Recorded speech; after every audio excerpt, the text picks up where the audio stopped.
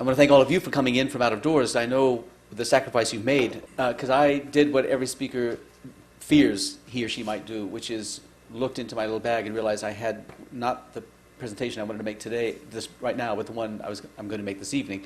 So I had to rush back over to the hotel and come back. It's about 75 degrees out there. People are in shirt sleeves and shorts. They're having a great time, and you're sacrificing that to come indoors. So we thank you for that. I want to thank also Max, because Max is a good friend of some, I hate to admit it now, but it's about 30 years, and has been an important a teacher in this regard to me, and I'm grateful to him for sharing the stage this afternoon. So what I thought I'd do is I'd spend a few minutes, it might be 10, to articulate a position from my perspective that then might help as we go forward in conversations. It'll give Max an opportunity then to take the conversation in another direction. And I do this, I make my remarks from my particular perspective, professional perspective. I'm the director of an Encyclopedic art museum with representative examples of most of the world's visual cultures in its collection, dedicated to the proposition that by introducing our visitors to works of art from different cultures, we are helping to dissipate ignorance and superstition about the world and promoting inquiry and tolerance of difference itself. In my view, encyclopedic art museums are cosmopolitan institutions committed to the presentation of works of art from the world's many cultures without prejudice. Very important, and we can talk about that. And in this, they aspire to the condition of cosmopolitanism as articulated by the Roman Emperor Marcus Aurelius, who famously urged his readers not to forget the closeness of man's brotherhood with his kind, a brotherhood not of blood or human seed, but of a common intelligence. Or by the 18th century British philosopher David Hume, who saw the cosmopolite as, in his words, a creature whose thoughts are not limited by any narrow bounds either of place or time, or indeed by the Indian Nobel Prize winner and nationalist Rabindranath Tagore, who in 1908 wrote in a letter to a friend, "Patriotism cannot be our final spiritual shelter. My refuge is humanity." Now, encyclopedic museums, in my view, are arguments against the politicization of culture and the abuse of culture in the service of the formation of a politicized national cultural identity.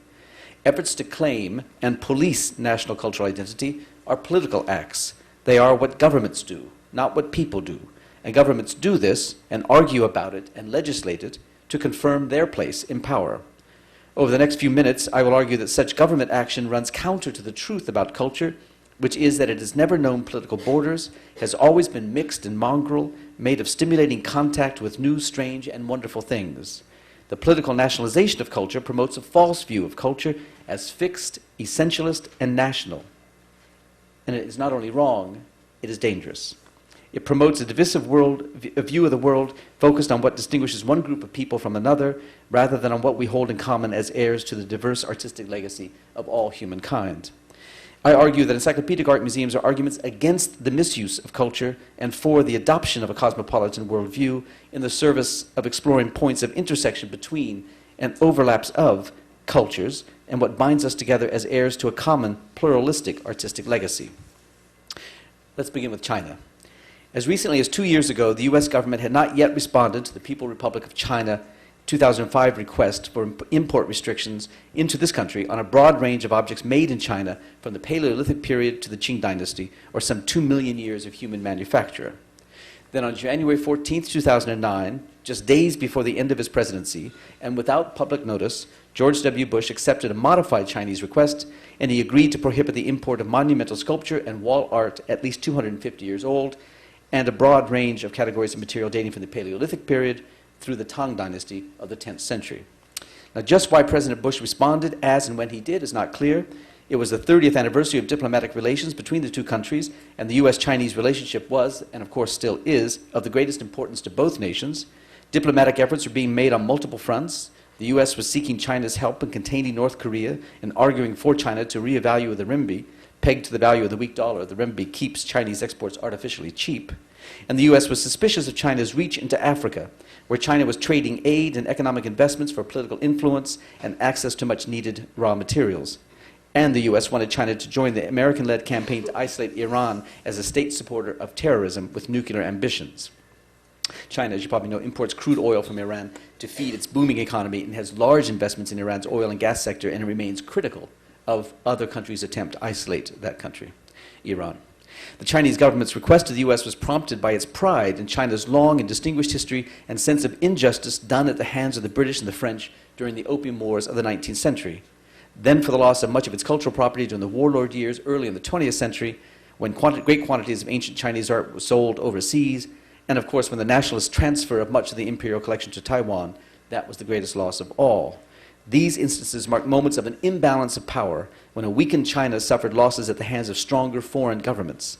Now a resurgent China is seeking to recover what it claims to be its lost cultural property through political and financial means, and always with an emotional appeal to national pride. The chairman of the Poly Group, a Beijing-based industrial conglomerate with close ties to the Chinese military and with a very handsome and important art museum, wrote in the preface to a catalogue of selected highlights of the museum's ancient bronzes in 2001, he said, "Most of these pieces, lost to overseas collections, have exchanged hands many times. Their return not only makes us fondly recollect days of old, but is more importantly a source of great comfort." And he went on to say, "The rescue of 3 bronze animal heads, formerly of the Summer Palace, particularly aroused the patriotic passion of Chinese sons and daughters. Regardless of the difference in their particular stands and religions, they all equally praised the rescue." Now the chairman was referring to in the second sentence to the museum's purchase in 2000 of 3 bronze animal heads from the zodiac fountain of the Qing Dynasty Summer Palace. The heads were of the tiger, ox, and monkey figures. Let's see if I can do this now. And maybe the lights need to come down a little bit. Yeah. Can you look through me and around me and Max and see? So this is an etching of this palace. The palace was designed, ironically, by a French Jesuit named Michel Benoit for the Chonglong Emperor in the middle of the 18th century. The fountain, if you can see right on the center, that has 6 animals on each, the left and the right, and these represent the 12 double hours of the day, and they're designated, that's okay, I think I can probably get by, designed to spout water each of their designated time.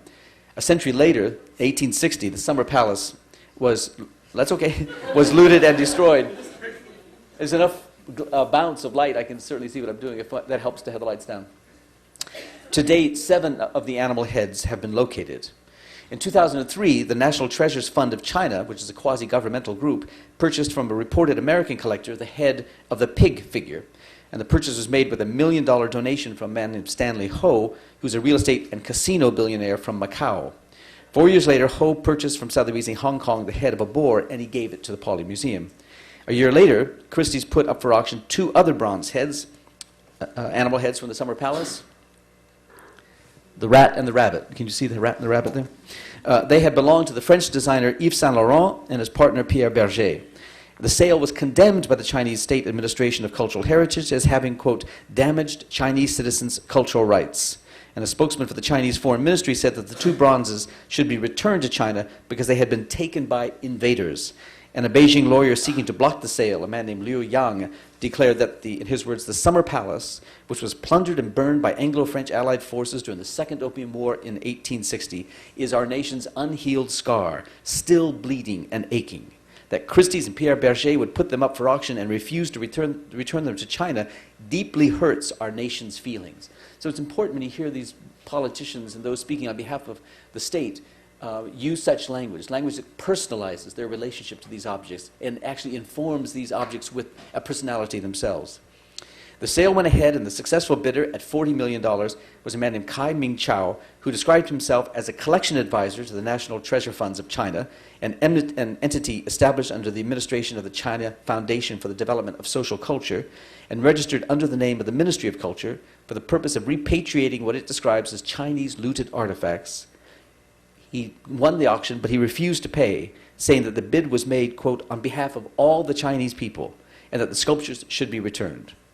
At a news conference in Beijing following the auction, he said he'd submitted his bids on moral and patriotic grounds. He said, I think any Chinese person would have stood up at that moment. Now, it should be noted that at the time the diplomatic relations at the time of the auction and the call by the Chinese for the return of these things, and for all this sense of they're being removed from China as an unhealed scar, it was a time in which diplomatic relations between China and France were strained. The year before, the Chinese government was angered by pro-Tibet and anti-China protests during the Olympic torch relay in Paris. Remember it was running through Paris, and they attacked it, and that was deeply, deeply insulting to the Chinese. And the Chinese officials canceled a trip to Paris after the French President Sarkozy met with the Dalai Lama in December. To date, these sculptures have not been returned. Now, such statement says, on behalf of all the Chinese people, and regardless of the difference in their political stands and religions, all of the Chinese sons and daughters equally praise the rescue of the zodiac figures, should give us pause, I think. For who are the sons and daughters of China being spoken for here? Certainly not the Uyghur residents of China's westernmost Xinjiang Uyghur Autonomous Region, which came under Chinese control only under the Qing Emperor Qianlong in the 18th century, that same emperor who built the Summer Palace. The Uyghurs are Muslim and in number, so they're the far northwest of this map of China, and otherwise they're just images I took while I was visiting Kashgar in Xinjiang a couple of years ago. The Uyghurs are Muslim and in number and cultural prominence historically dominated this region.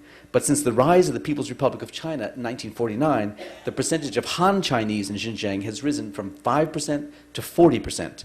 The capital, Urumqi, has 76% Han Chinese as of 1998. The region is rich with crude oil and natural gas, not to be underestimated. Episodically fiercely independent, the region is considered a separatist threat, and the Chinese government has denounced three evils in Xinjiang: separatism, terrorism, and religious extremism. During the run-up to the 2008 Beijing Olympic Games, violence broke out in Xinjiang when Uyghur separatists first attacked and then killed Chinese security personnel in Kashgar, and then days later attacked government buildings in Kuka City. In all, 197 people died. The region of some 400,000 Uyghurs was cordoned off and tightened security was reinforced. The violence came amidst increased Beijing-directed cultural change in Xinjiang. The local education system was being standardized on the Beijing model. The language of instruction was changing from Uyghur to Mandarin, and Han Chinese teachers were replacing Uyghur ones.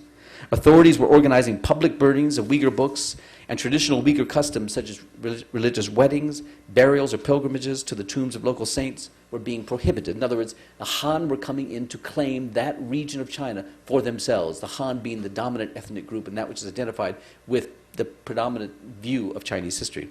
Most visibly, the Chinese government was accelerating the razing of old Kashgar for what Beijing claims to be safety reasons. The historic buildings are said to be too dangerous in the region's earthquake zone. The plan is to demolish 85% of all Kashgar and to build in its place a mix of mid-rise apartments, plazas, avenues, and reproductions of ancient Chinese architecture, quote, to preserve the Uyghur culture. So that's one example. Very quickly, another one.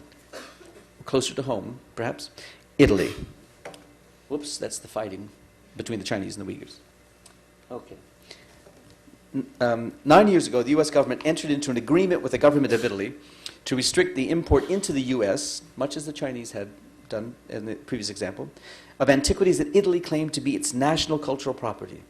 In its request to the U.S. government, the Italian government stated that, quote, these materials are of cultural significance because they derive from cultures that developed autonomously in the region of present-day Italy, and the cultural patrimony represented by these materials is a source of identity and esteem for the modern Italian state. Of course, by chance, I was in Rome on the very day the Euphroneous crater, something that Maxwell knows very well from having been a curator at the Metropolitan Museum, which you see on the screen, the Euphroneous crater was returned to the jurisdiction of the Italian state by the Metropolitan Museum in New York. On its arrival, it was taken to the state attorney's office, where it was unveiled before a gathering of press and state officials. Then it was whisked away to the state television network, where it featured in a broadcast about the perils of illicit trafficking in cultural property. And then it was put on view in a special exhibition in the Quirinale Palace, where it joined 60 other antiquities returned by the J. Paul Getty Museum, the Museum of Fine Arts Boston, and the Princeton Art Museum. At a press conference marking the exhibition's opening, then Italian Minister of Culture Francesco Rutelli declared that, in his words, the odyssey of these objects, which started with their brutal removal from the bowels of the earth, didn't end on the shelf of some American museum. With nostalgia, they have returned. These beautiful pieces have reconquered their souls, he said. And the nation's brochure described the various objects as having features which characterize our past and strengthen the roots of our country as precious items of our national heritage. You probably can't see this, but this is a palace. The exhibition was shown where it was in the Quirinale Palace because, as the exhibition brochure declared, it is, quote, symbolically the home of all Italians. Built in the 16th century as a papal summer palace, converted in the 19th century into the official royal residence of the new Kingdom of Italy, and then again in 1946 into the official residence and workplace of the President of the Italian Republic. It's hard to imagine a more nationalistic setting for the exhibition, and of course that was the point. The exhibition was a triumphant display of what the Italian government claims to be Italy's cultural heritage, the products of cultures autonomous to the region of present-day Italy and defining of its national heritage. But surely it was Greek culture that produced the Euphronius crater. It was made in 6th century BC by the Attic potter Eusithius and the painter Euphronius, and it's decorated with a scene from the war between Greece and Troy, as told by Homer in the Iliad. It came to Etruria in trade at a time when much of what is now southern Italy and Sicily was a Greek colony known locally in Greek as Megala Elis, or Magna Graecia in Latin, Greater Greece in English. Roman culture emulated earlier Greek culture.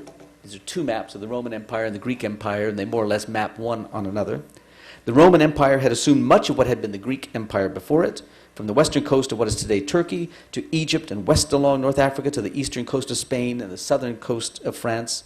There from Marseille, which began as the Greek city of Massalia, to Antibes, which was once the Greek city of Antipolis. It would not be too much of an exaggeration to say that everywhere the Romans went, they found evidence of Greeks having been there before them.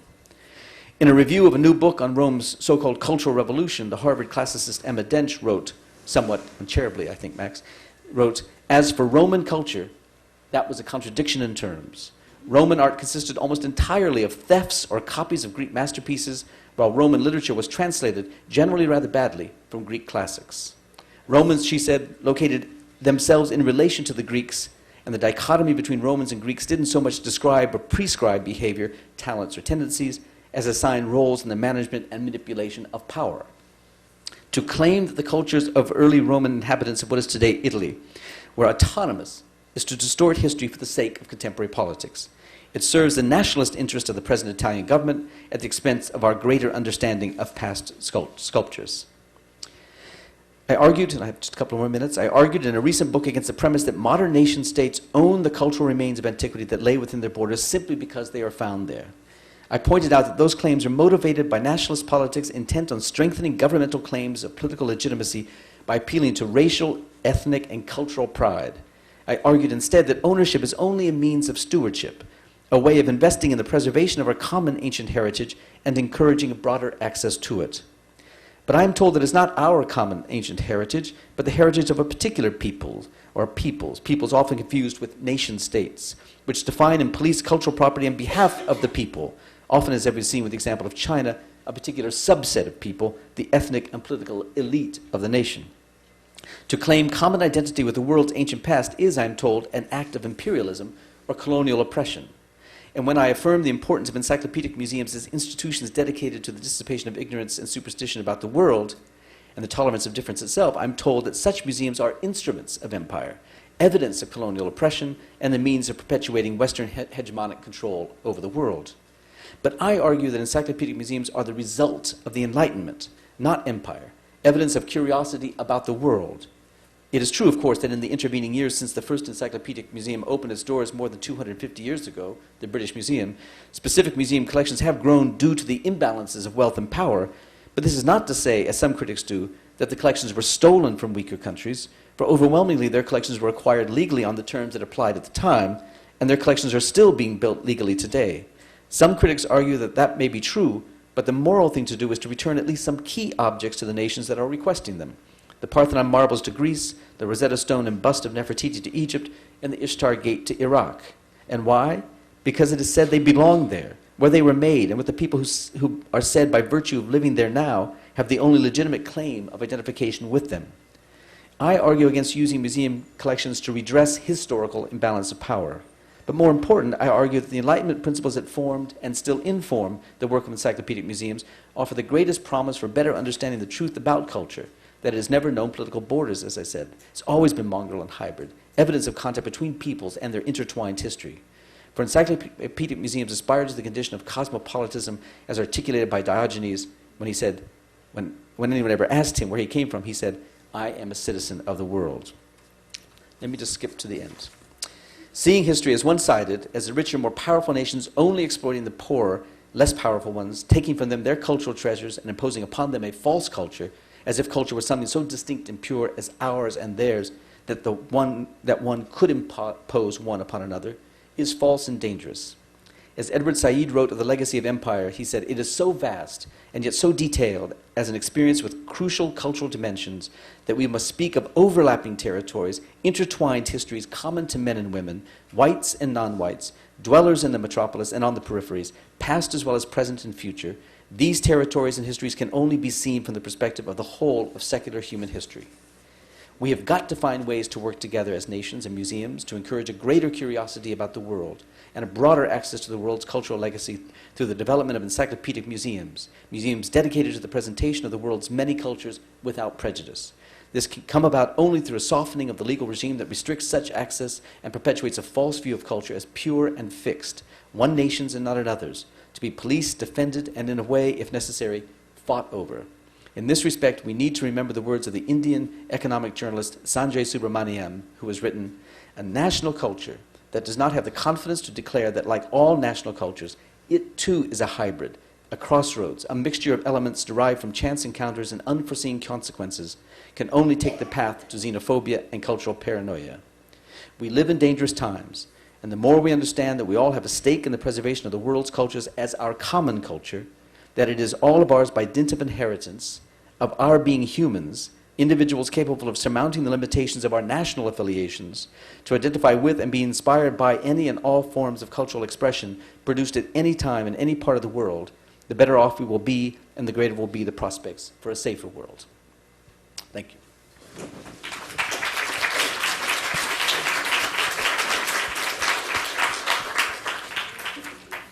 Max, would you like to spend, and is this okay as a placeholder slide for you? Oh, I love that vase. It's a beautiful object, and no greater work ever graced the halls of the Metropolitan Museum, when I worked there, certainly.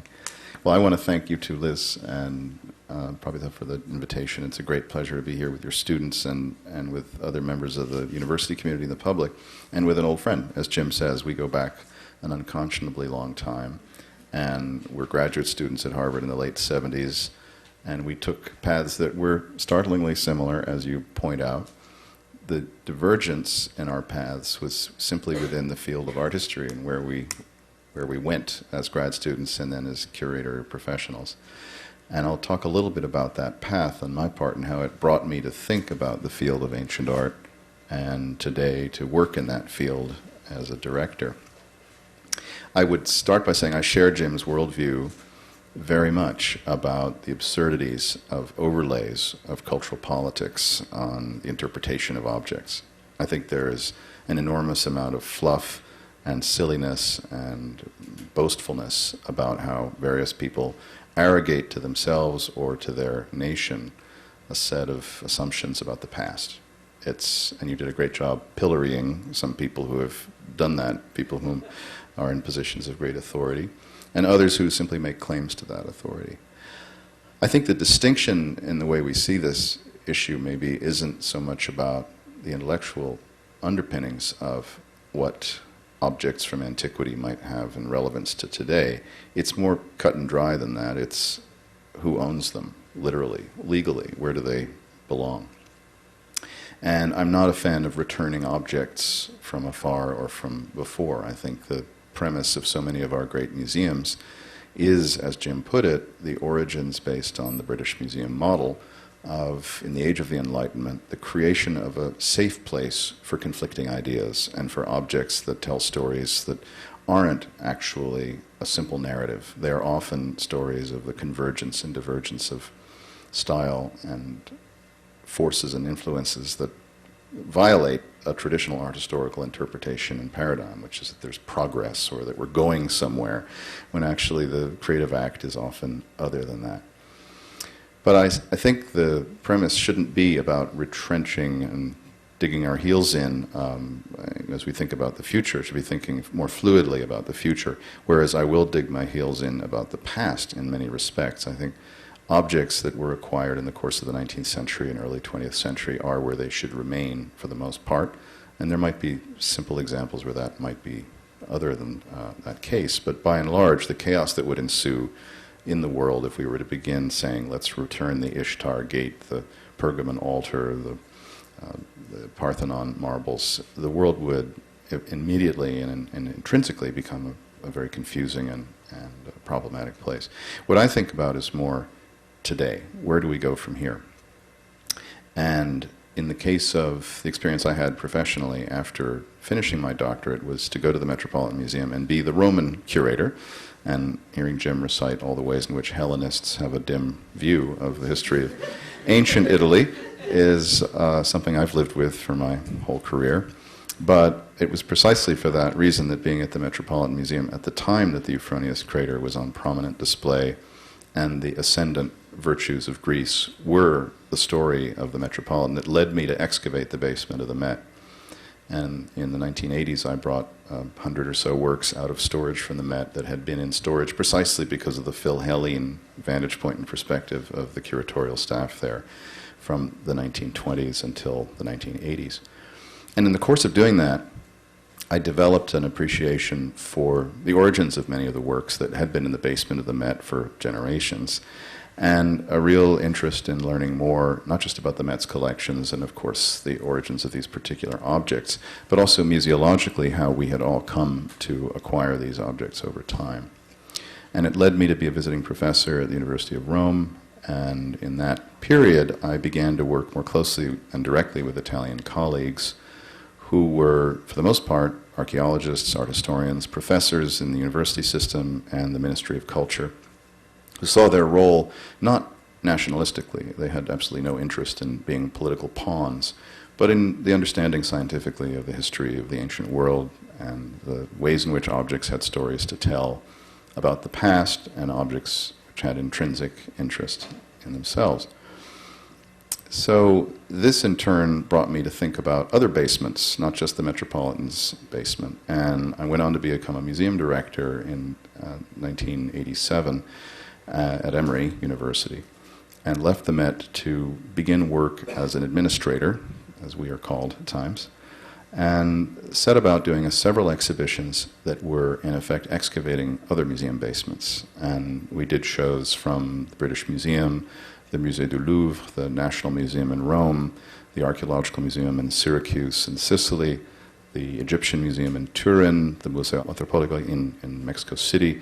We had a whole series of projects that were basically to ask a question: what isn't on display and what can we learn from those objects? And in the course of that, I became aware of the extent to which so much of what the art market was doing to ancient heritage was continuing to strip mine the evidence of the ancient world in a completely unforgivable way, ripping objects out of their original, or their final context, the context in which they were buried, not, as Jim points out, the Euphronius vase's original context in the Kerameikos in Athens at the end of the 6th century BC, but in this case in an Etruscan tomb as the possession of a person who was surrounding themselves with objects of virtue and beauty with their own set of ambitions.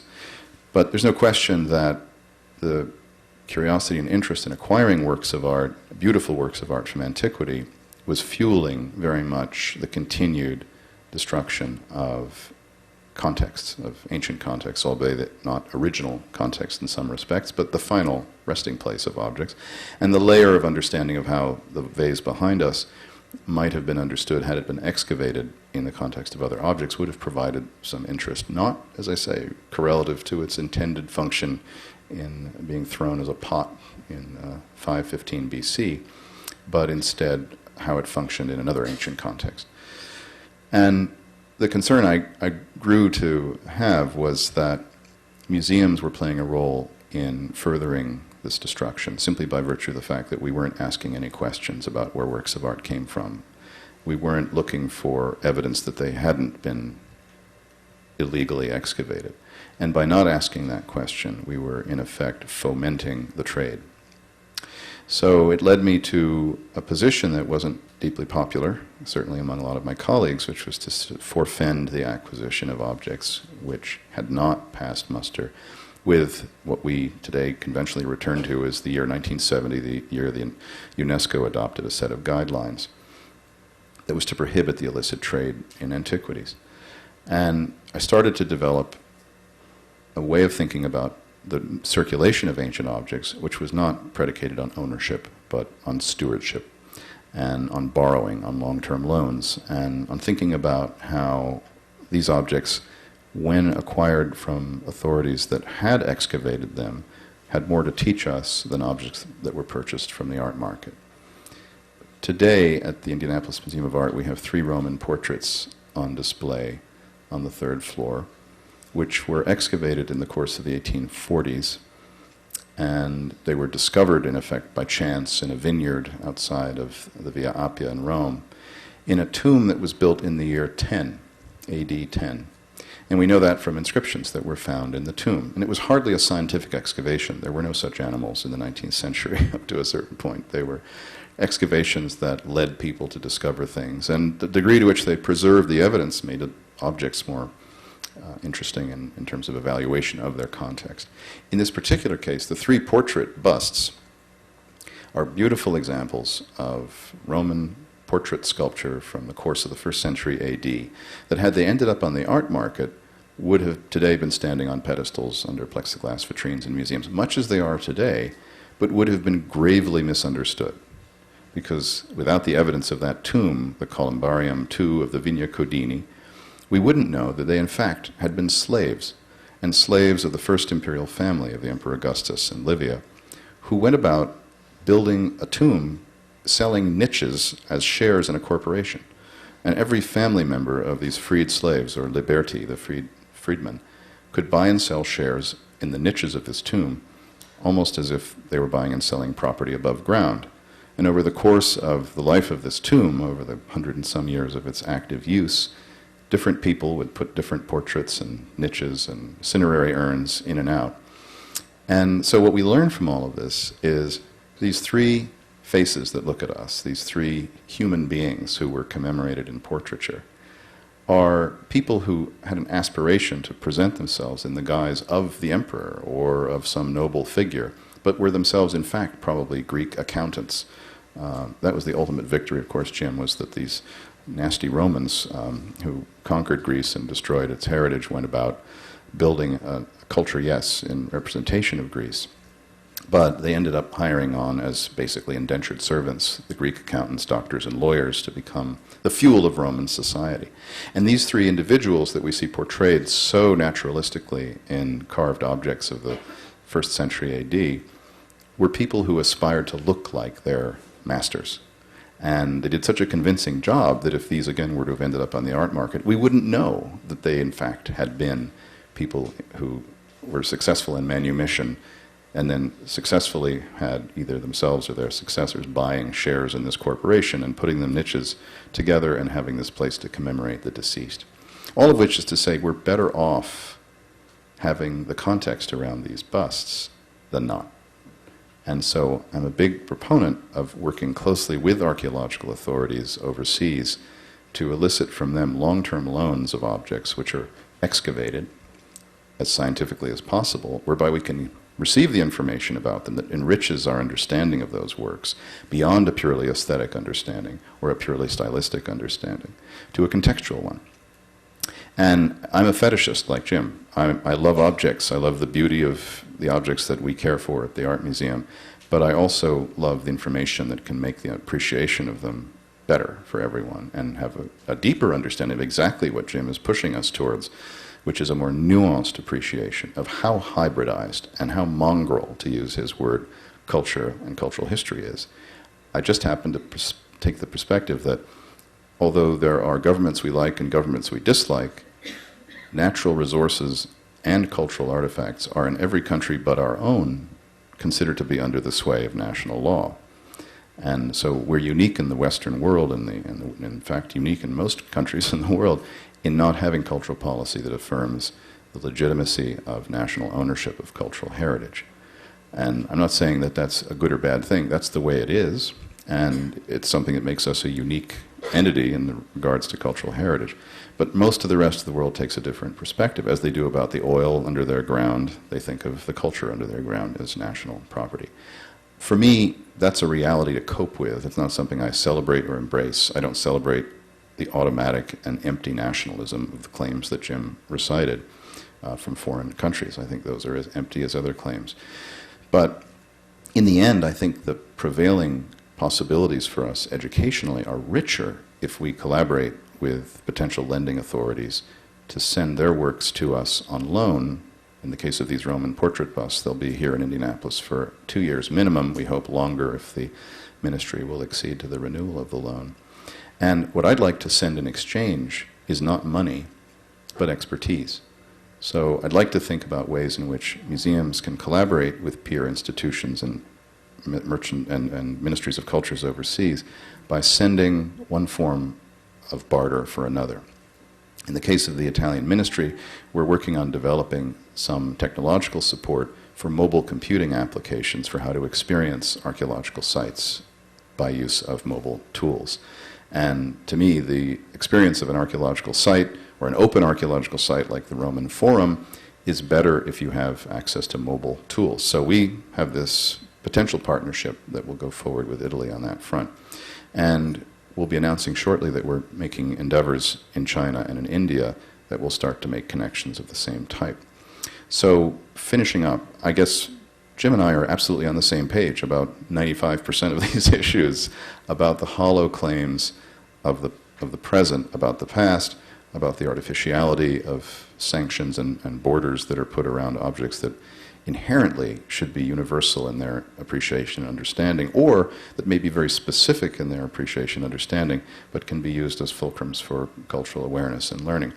Where I think I take a somewhat different tact is what we do next and how we go about not so much focusing on buying and owning, but on stewardship and barter. Thanks very much. Great, thank you.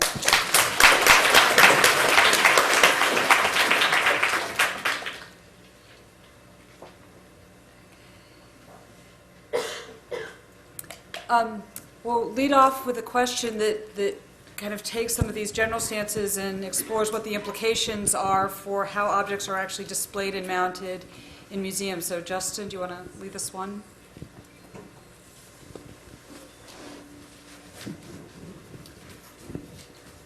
A major point about who owns antiquity appears to center around the value of the objects and who has access to them.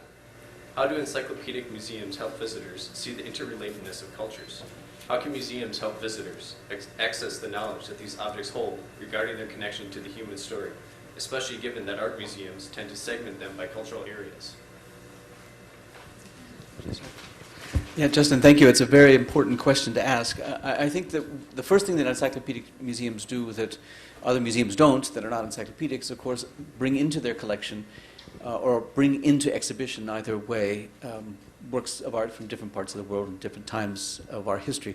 So that's a distinguishing feature that allows people to find on their own connections between this object and that object, where they might see similarities between them or something that provokes their consideration, their curiosity about what that relationship might be and what the possibilities are for our coming to understand even more about cultural relationships provoked by those visual relationships that they might be seeing. So first of all, it seems to me the encyclopedic museums bring into their collection, put on view different things from different times and places. And that's defining of the Encyclopedic Museum.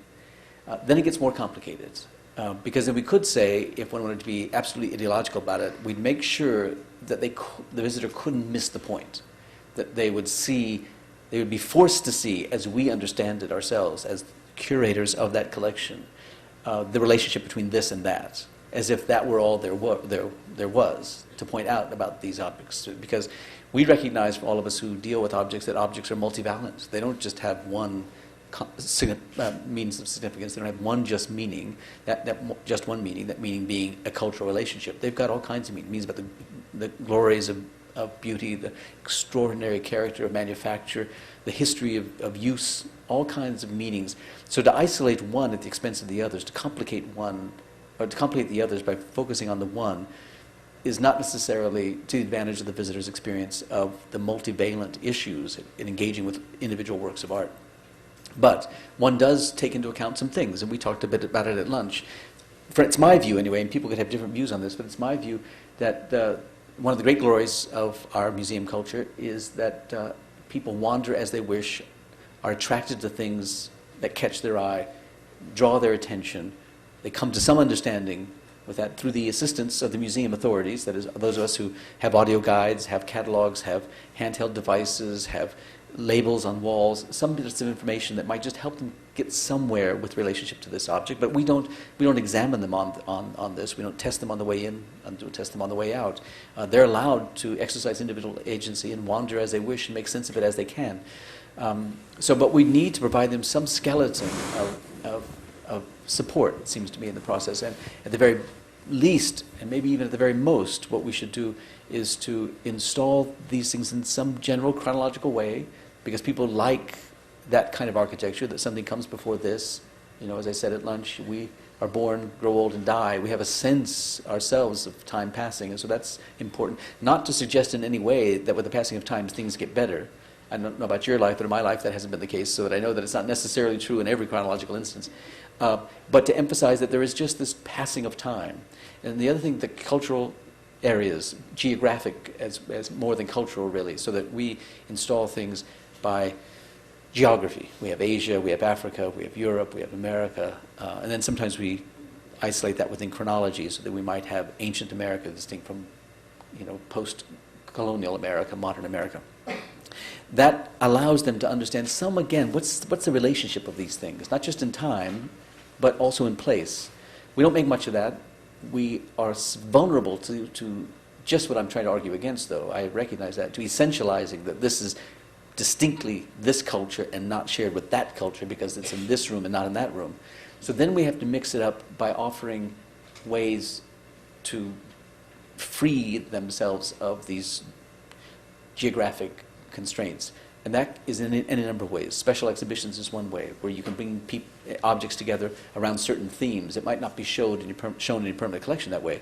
You can have audio guides that take them from point A to point B precisely on those terms if you wish. You could have a handheld guide, a printed guide that says seek out these relationships. But there are ways to do it. It's complicated. We're constrained in museums by the architecture that we have, where rooms of a certain size in which you can only put a certain number of things, and we're constrained by the objects in our collection. We can only tell so many stories based on those objects. We have to complement the latter by means of loans elsewhere, put together around certain themes that enrich the visitor's experience, maybe prompt other kinds of curiosities they might then take with them out into the permanent collection. I would second that, and I would also say, to emphasize what Jim pointed out at the beginning, you can trivialize works of art if you show them in a purely thematic construct. It's as if you reduce them to that one aspect of their function and purpose and the premises. But exhibitions allow you to have greater license, and we're beginning work on an exhibition that is very much about disrupting the received and assumed narrative of art history in a particular way.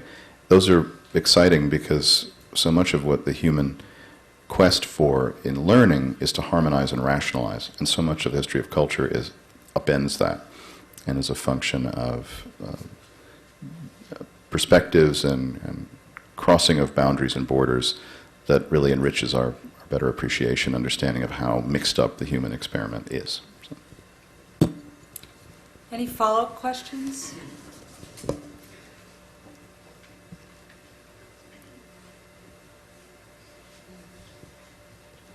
Thanks, Tiffany, for coming to our mic. Hello. My name is Tiffany Hatfield. I'm with the Association of Indiana Museums. Primarily, our membership is the small museum, and I'm defining small by budget size.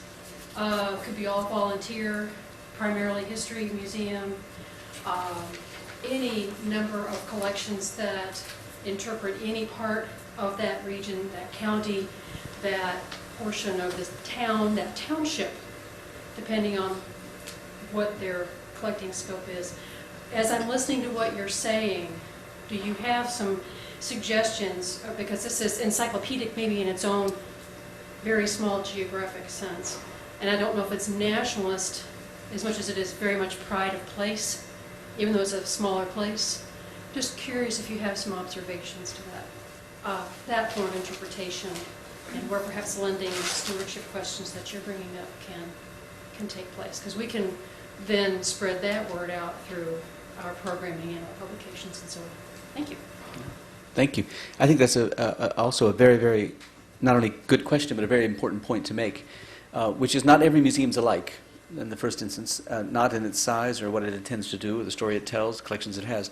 And so they serve certain different purposes in what I like to think of as an articulated ecology of museums. So what the smaller museum in the local setting does is very different than what the IMA does or the Art Institute of Chicago does, because we have different sets of responsibilities. I think pride of place is a very important thing. It roots one somewhere, and that tends to be someplace defined other than by jurisdiction of some state authority. It tends to be where people lived and were raised, and maybe where their children were born and their parents, to which their parents emigrated. There's some story there that links them, that gives them a sense of identity that has a kind of an authenticity to it that I believe, has a greater sense of truth to it than this larger state-created identity, which can be important, especially important, in affirming self-authority and self-determination, as we've seen all across North Africa and through much of the Arab world today. But it's when it hardens into a kind of essentialized view of us and them. And what you're talking about is something, I think, that roots people locally and provides curiosity about the place in which they live, which gives them some greater purchase on understanding the history of those who came before them and their contributions to it for those who come after them. So I think that they serve different purposes, each equally valid and complementary to each other. There's one thing I want to say about the Encyclopedic Museum, and that where that term comes from, just to be clear about it, that it is a term of the Enlightenment, as the British Museum is an institution of the Enlightenment, which is to say that it comes from the encyclopedia, not the universal. Sometimes you see that word used as if there's a single truth that can be imposed around the world, but that's not what it's about. It's about it's building an archive of data representative of the world under one roof, the way the one brought under the covers of one book seemingly all the known knowledge of the day, and giving that then to someone to act on themselves. So what was dangerous about the Encyclopedia in the 18th century, which caused the Catholic Church and the Pope to condemn it and to warn Catholics that they would be excommunicated if they had a copy of it, was that allowed people to make sense of the world on their own terms. It gave them agency in the world. They just didn't receive truths from a higher authority. They had this archive with which they could make sense of the world themselves. It valued human in an individual agency, as I said. So it seems to me extremely important to keep in mind. But to your point, it's just a very different kind of museum than the ones you're representing, and they both serve very different but complementary purposes and important purposes. Yeah, and I think part of the complementarity is we're both involved in giving people a point of departure to see something about themselves through an object, a made work, and situate their life experience in relation to other life experiences, whether of the maker of the object or the context in which it's served. And one might think of a museum in AIM as a department of a big encyclopedic museum, which in no way denigrates it or suggests it isn't critical and essential, but its focus is more specific. And one of the challenges and pleasures of encyclopedic museums is that we roam, we graze around cultural history. We don't have boundaries. Jim has been extremely active in rethinking the Art Institute's role in the contemporary world, making it much more of a vital force in the 20th and 21st century cultural history. And that's a part of how an encyclopedic museum can change its identity and metamorphose in some ways, or the like. But if you're focused on the art of the Hoosier group, and that's the focus, there's nothing other than great opportunity to make a greater exploration of how to situate that in a larger context and how to make sure that's known. I joked with our horticulturalists who were building a revival of our Oldfields country place era Hoosier estate, that when they talked about native trees, they went and got trees from Illinois, from Jim State. And I said this was heretical, that if we were really going to honor Hoosier heritage, those trees had to be from Indiana. But they persuaded me, to your point, that actually things do cross over, and there are ways to look at the world a little more openly. I'm glad we could contribute to.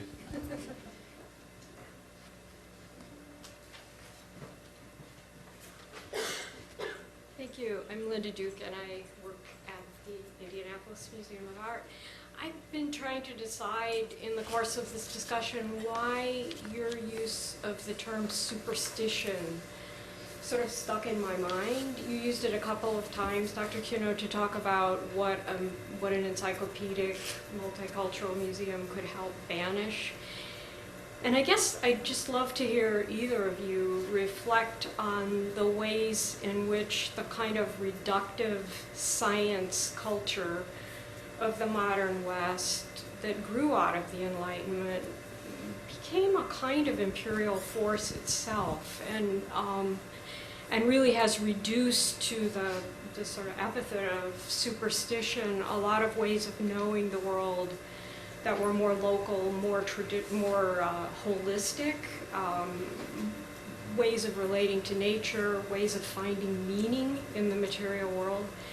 And so I would love to hear your thoughts on that. Yeah, thank you. It is a word that I have used, and it's a word that comes from application in the 18th century. It's where superstition was defined as those received truths about the world gathered not through empirical evidence and rational inquiry, but rather through belief systems that were beyond critique, that had an authority independent of the application of the human mind in the assessment of the relative truth of it. And so there is a sense, I'll get back to the question in a second, but there is a sense that by promoting that worldview, that in and of itself is an imposition of a particular worldview and a failed worldview onto the world after the demise of the colonial project. And so there's a sense that it was a means of control, developing, as we were talking about at lunch, developing an archive about the world, and through the process of defining that archive and putting words and names to those objects or those things, that we were controlling that universe because we were imposing our own worldview on it.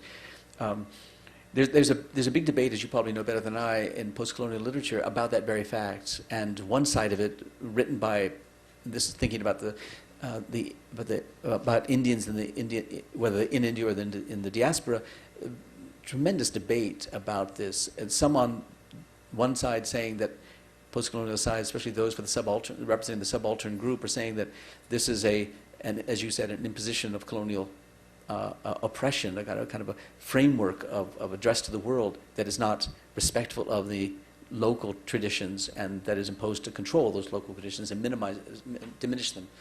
There's another side of it that says you're overlooking the contributions that, in this case, Indian peoples have made to the scientific world, not just recently, but even before certainly the British Empire comes, perhaps as a result of those that precede certainly the Mughal Empire, but even during the Mughal Empire, Akbar, one of the great figures. So Amartya Sen, Nobel Prize-winning economist and philosopher, will argue against other Indian writers writing from a post-colonial perspective, saying you're diminishing the contributions that India itself, as an entity, made to the history of science.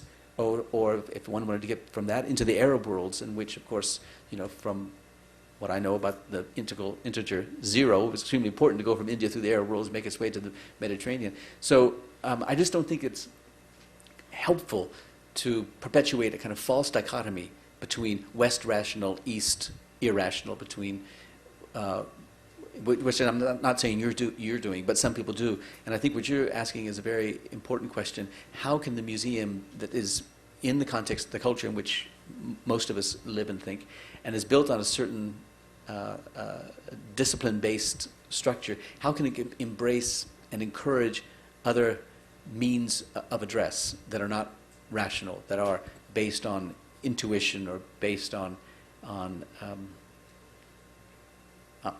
intuition, I suppose, but are founded in belief as opposed to in knowledge. And I don't have an answer for that. I mean, it's a very, very interesting question. It's interesting because there is the argument that we perform a kind of iconoclasm. We take religious objects, whether they're 15th century Italian altarpieces or whether they're 7th century Buddhist sculptures or whether they're Hindu sculptures, whatever, and we bring them into a secular environment, and we've deprived them of that religious context in which they had the meaning for which they were made. I don't know that that's true, because it seems to me that while one has removed them from one context to another and put them in a different context, one still seems to be, by means of the imagination that comes from research, to restore a semblance of that religious power. Now, they don't function necessarily that way. We don't necessarily perform devotional rites in front of them, but they haven't lost the resonance of the culture for which they were made, it seems to me. But so I don't have a very good answer, I'm afraid. I've got a long-winded response, but not a very good answer. I think Jim takes the position that his museum has a set of obligations to push forward a dialogue and a perspective about objects. I might take a slightly more passive approach about the enterprise and say our obligation is to care for these and protect them and present them in ways that leave some fluidity in interpretation more than not. And that said, yes, we rigorously show works in culture and chronology, and we make sure that they're harmonized within a registrarial context of databases and accession numbers and inventory. But I guess I don't take the position that our museum has an obligation to impart on people a particular understanding so much as opening avenues for interpretation, understanding, and offering up our own official word. Each curator who works at the IMA has a perspective about the collections that they care for, which they are given full and free rein to articulate, but we also invite through today social networking, through commentary, through tagging, the opinions and perspectives of others. So I don't know, Linda, if that's sort of what you're driving at in terms of the stark position of institutional authority that would seek to banish superstition. I don't think Jim is opposed to people's belief systems in any way. I think he looks at his museum in a particular way. We might look at ours in a slightly different way. If I can, just queuing for the students, I was going to, since our next question was on sort of ownership and stewardship, and that was covered somewhat in the introductory remarks, skipped actually our third question for Megan, which I think picks up on this question of what do you do when objects mean something different to different people. I think, can we come back to that question if we have time? The ownership, Yeah, stewardship yeah. one? Okay. I know there's not going to be. All right, so as we were talking about earlier, my question is, how do your positions account for the fact that cultural objects may mean something quite different to other people? For example, how should museums think about more mundane ethnographic objects, human remains, and the like, especially in the light of the UN General Assembly's support of indigenous control of heritage? Thank you. Well, most of us who work in art museums don't face the human remains question, thank goodness. But however, and it is rather peculiar, I confess, when you go to the British Museum, the museum that I hold to be the founding museum of the kind that Max and I work, one of the most popular things on view is the Bogmen, and that people love to go look at this form that was just these human remains that are in a case that have come from a bog. I find it a little strange myself, but it is. I admit to curiosity. I mean, not my own, but I admit that there is curiosity about such things, and from curiosity, one can then be inspired to read, to study, to come to understand something about the ancient peoples who walked that particular part of the earth. To my knowledge, there's no claim by the British of the kind that NAGPRA acknowledges in North America. And that is a very difficult one. I think we talked a little bit about it at lunch.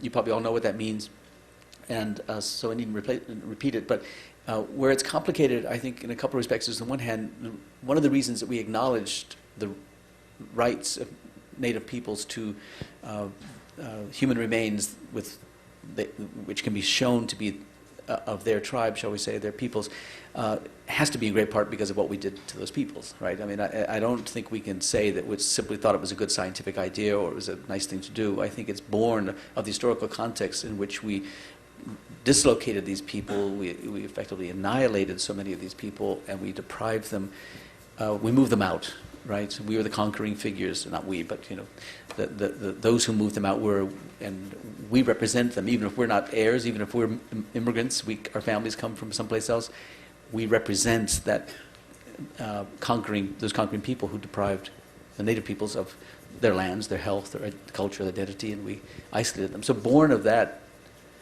the guilt from that history, I'm sure comes a sense of a greater responsibility. It's not just an abstract question. We've got an investment in this relationship.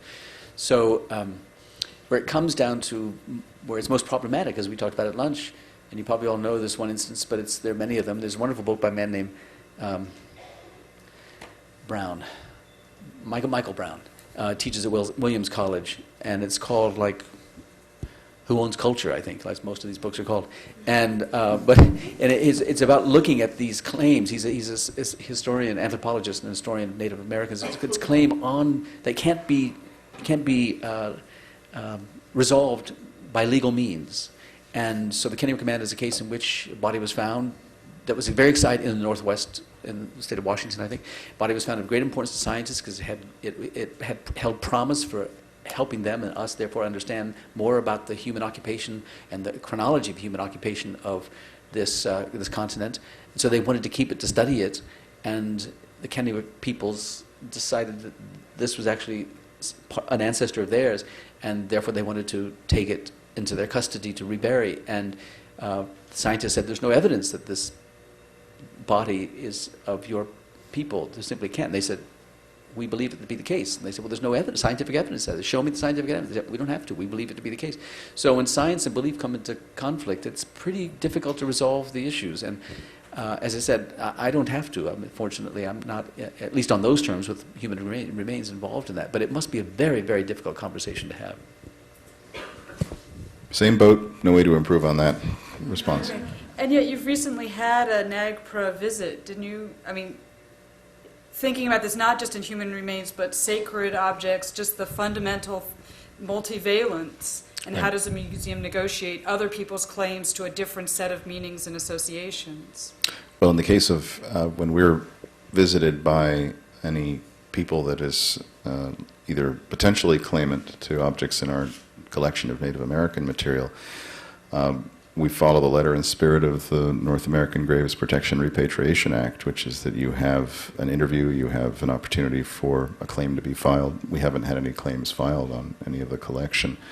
We did have the benefit of some reinterpretation of some objects in terms of their place of origin, and that was very helpful. But obviously, if there was to be any reference to that act, we would respond right away in sympathy with it. Any follow-up questions? Pratibha?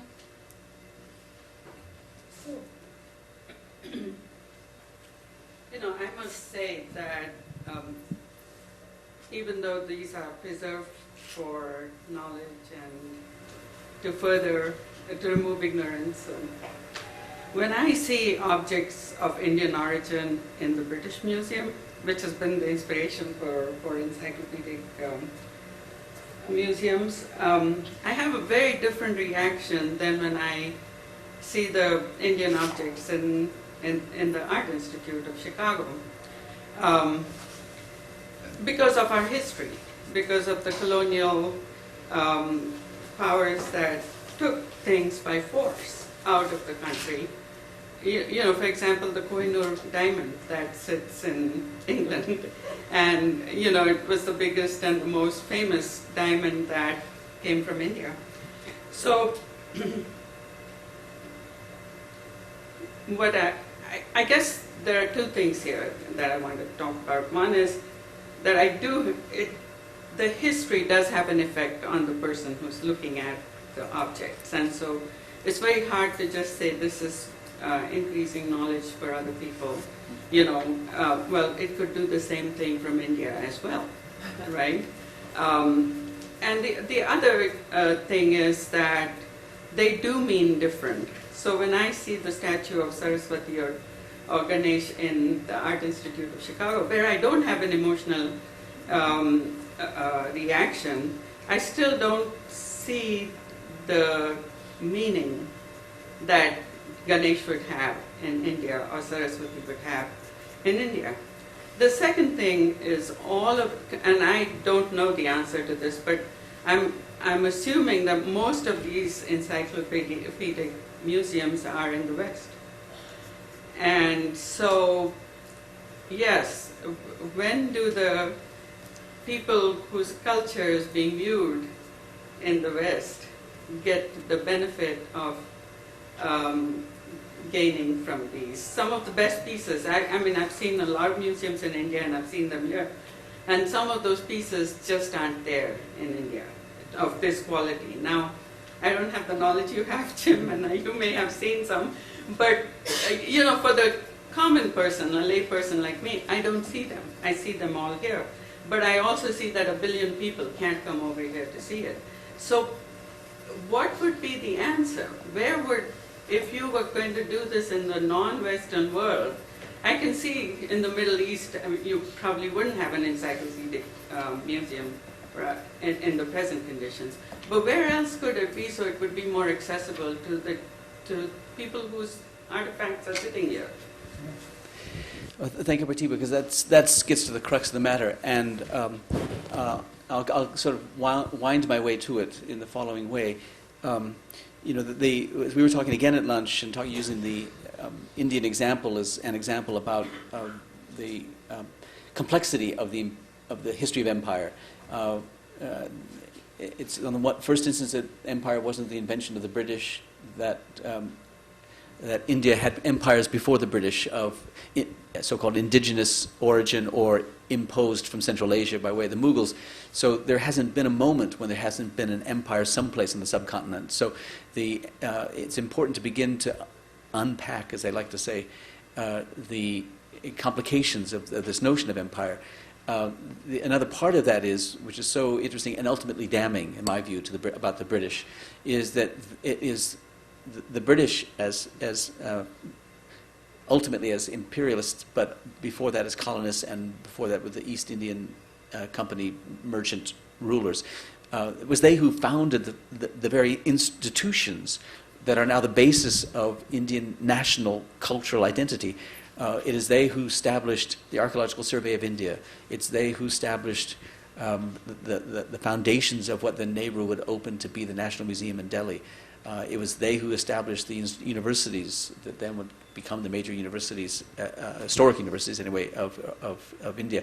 So it is the Indian authorities of today who now have inherited the structures that the colonizing powers founded. And so there's a historical relationship there from which the Indians ultimately benefit. So it's a very complicated thing, it seems to me, this empire. And Edward Said talks about the kind of the intertwinedness of these relations, of the imperializer and the imperialized. And I think trying to find a way to talk about that in a museum such that one doesn't only think that this has been removed by empire, but it itself bears evidence of previous empires. If you take Gandharan things, for example, well, there's evidence of Alexander there. We see that as one empire comes through en route to attack another empire, the Greek attacking the Persians, for example, making their way across Central Asia, which was the crossroads of empire and political ambition, in addition to trade and diplomacy. So it's very important to try to peel back these layers of these intertwined histories of empire. The other thing about it, though, I had some good thought. I thought about it, and I'm just going to hang on for a second. Having to do with ownership, British Museum. Oh, I know, the damning question about what I think is most damning about the British. Not that they, by means of greater power or wealth, removed things from India, but they left in India not an institutionalized curiosity about the world. They didn't leave behind a British museum-like equivalent in India, so that the national museums in India are repositories of what are determined to be Indian art. However, and there's a woman who teaches at Nehru University in Delhi named Kavita Singh, who's written very powerfully on the history of Indian museums. There are two, at least, museums. These are princely state museums. So these are the Maharajas who did this. Baroda is one. Jaipur, to a less extent, is another. There's a third, and that's not really Maharaja, but the citizens of Bombay in the Albert Museum there, which they built collections, private individuals, the Tata family in Bombay. So that you've got museums where there are European paintings, there are Indian sculptures, there are Mughal pictures, there are Tibetan sculptures. That the British didn't do. The British spoke of the encyclopedic benefits of inquiry, but they didn't accord those benefits to Indians in India.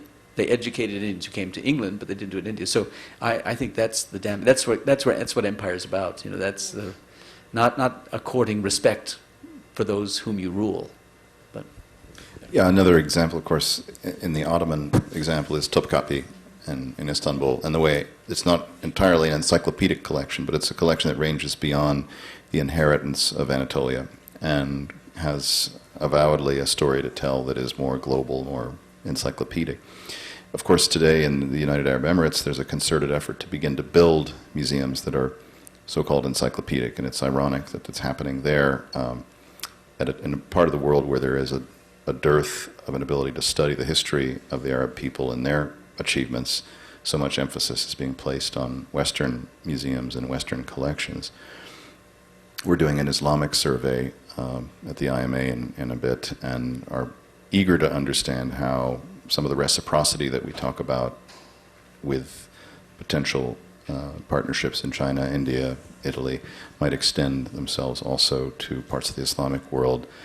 And I think, to your point, it's a completely inelegant instrument, the Encyclopedic Museum, precisely because it is primarily in the West. And there are some efforts elsewhere, there have been efforts elsewhere, but I think loan, which Neil McGregor, our colleague who runs the British Museum, has been extremely active in trying to think about partnerships and loans to sub-Saharan Africa, to other parts of the world, where, again, stewardship may be a solution for the experience of objects by formerly conquered people who are today living in a modern society and would like to have access to their past.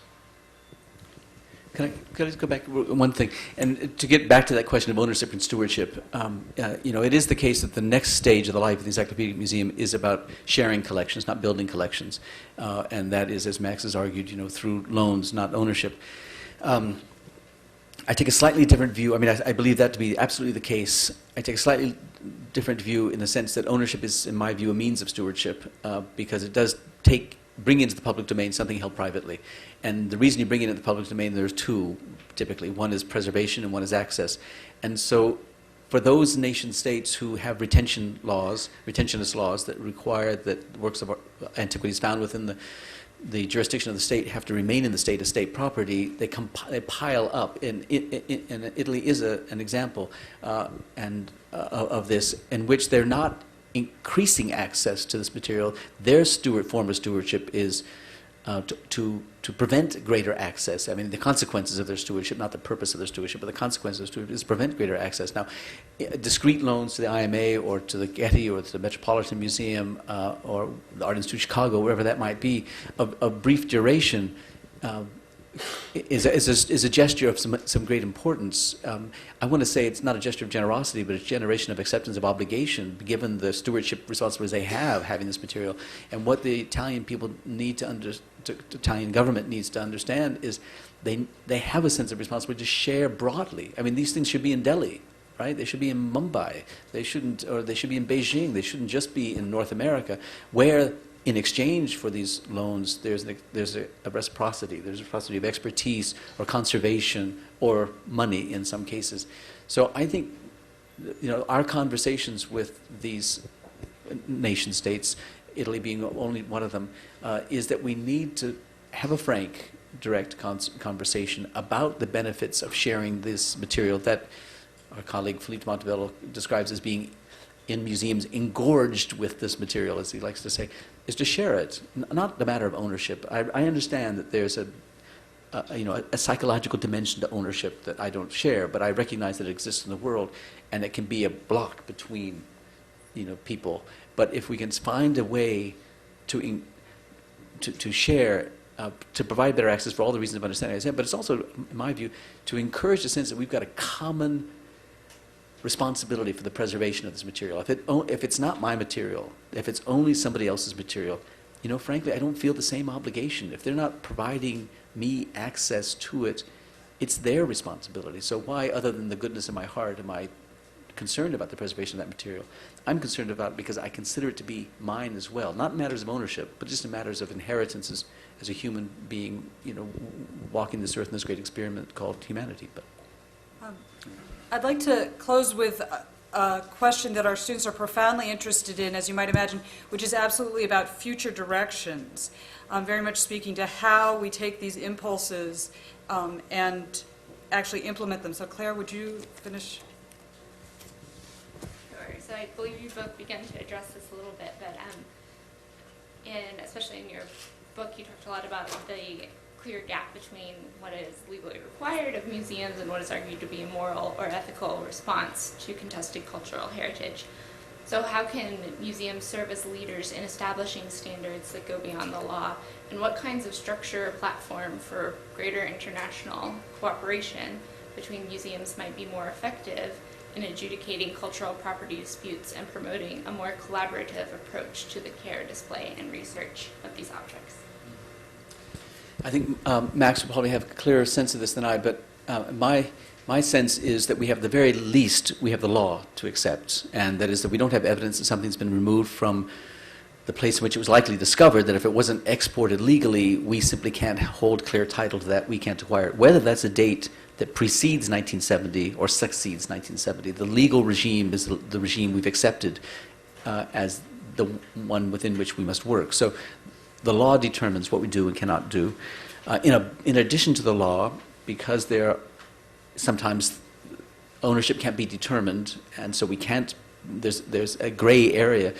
Many museums have taken 1970, as Max said, as the date at which, because of the UNESCO Convention of that year, as a date at which, in a bright line, one doesn't acquire unless one has evidence that it was outside the country of most recent discovery prior to 1970. Even if the date that would prohibit you from doing that post-dates at 1983 or something like that, still you say 1970, for reasons of not wanting to encourage, if it does encourage looting, you want to distance yourself from that act of looting. So anything now, in this case 41 years ago, you figure it's not likely that it's been kicking around in an art dealer's inventory for all that time, saved that time. So 1970 seems to be a reasonable date. It'll differ from museum to museum.